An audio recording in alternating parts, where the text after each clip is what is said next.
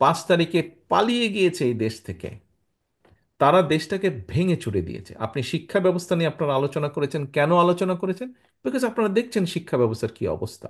গত 15 বছরে যারা অস্ত্রের জোরে ক্ষমতা দখল করে রেখেছিল, যারা জনগণের অভ্যুত্থানের কারণে 5 তারিখে পালিয়ে গিয়েছে এই দেশ থেকে, তারা দেশটাকে ভেঙে চুরে দিয়েছে। আপনি শিক্ষা ব্যবস্থা নিয়ে আপনারা আলোচনা করেছেন, কেন আলোচনা করেছেন?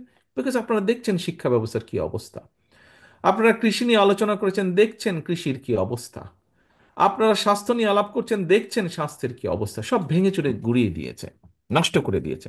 এখন এগুলো আমাদেরকে রাষ্ট্র মেরামত করতে হবে। এখানে আরেকজন বক্তা, খুব সম্ভব আমাদের আমাদের আমাদের কুষ্টিয়ার আহ্বায়ক সাহেব বোধহয় বলেছেন যে এই যে সংস্কার প্রস্তাব এখন অনেকেই দিচ্ছে, অনেকেই বলছে, যারা যারা এই বর্তমানে গত 2 মাস 3 মাস 6 মাস এর ভিতরে যারা সংস্কারের কথা বলেছেন, তাদের প্রত্যেকটি মানুষকে, প্রত্যেকটি সংগঠনকে আমি এবং আমি মনে করি আমাদের সকলের ধন্যবাদ দেওয়া উচিত। কেন দেওয়া উচিত?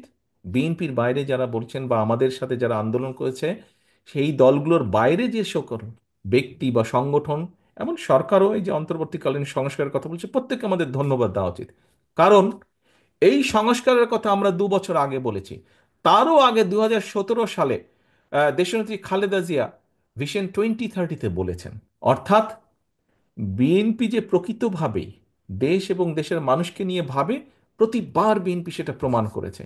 এবং শেষ 2 বছর আগে যখন এই পলাতক স্বৈরাচার, এরা যখন অস্ত্রের জোরে ক্ষমতা দখল করে বসেছিল, অস্ত্রের জোরে মানুষকে ভয় ভীতি দাবিয়ে ক্ষমতা বসেছিল, আমরা জানতাম স্বৈরাচারের পতন হবে।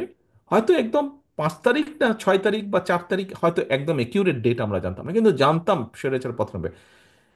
সেই বিশ্বাস থেকে আমরা দেশের সামনে, দেশের মানুষের সামনে আমরা এই 31 দফা উপস্থাপন করেছি।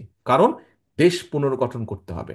স্বৈরাচার যেভাবে ধ্বংস করে দিয়েছিল দেশকে, সেই রাষ্ট্রকে মেরামত করতে হবে। সেই জন্য আমি সকলকে, দলের পক্ষ থেকে আমরা সকলে মিলে সেই ব্যক্তিদের ধন্যবাদ দেন। দেখুন, 31 দফাতে আমরা যা যা বলেছি, যা যা বলেছি কম বেশি কিন্তু এখন আমরা পত্রপত্রিকায় দেখি, সংস্কার যে কমিশন করেছে, সরকার যে কমিশন করেছে, সেই কমিশন যেসব যেসব বিষয়ের জমা দিয়েছে রিপোর্ট, কম বেশি আমাদের কথায়। স্বাভাবিক, তারা একটু, সরকার তো একটু এদিক ওদিক বলতে চাইবেই তারা, কিন্তু মূল বিষয় আমাদের বাইরে তারা যেতে পারছে না। মূল বিষয় তারা আমাদের বাইরে যেতে পারছে না। আমরা বলেছি, কারণ আমরা চিন্তাই করে দেশ নিয়ে, দেশের মানুষকে নিয়ে।